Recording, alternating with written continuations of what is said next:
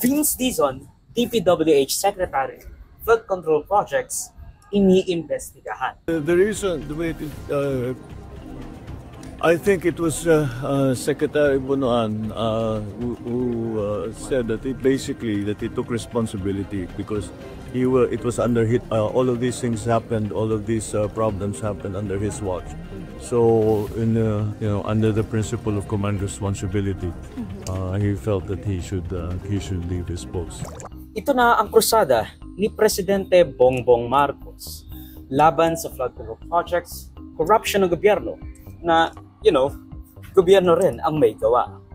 Bonoan out, Dizon in.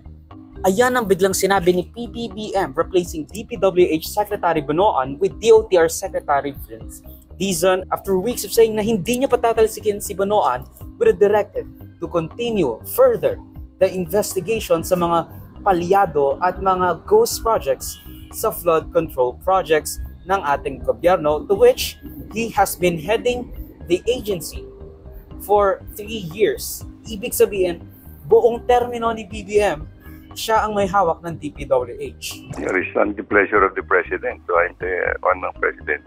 In the last time I saw the President was actually last Tuesday. Last Tuesday or Wednesday. And he told me to continue the investigations that I'm doing actually. So ibig sabihin, you will be a good soldier. Sabi ng Presidente, ituloy mo yung investigasyon, itutuloy ng Secretary Bonoan. Tuloy, and I will not, tuloy na tuloy, Alvin. I think, I think this seems to be an isolated case actually dito lang sa isang engineering district na ito .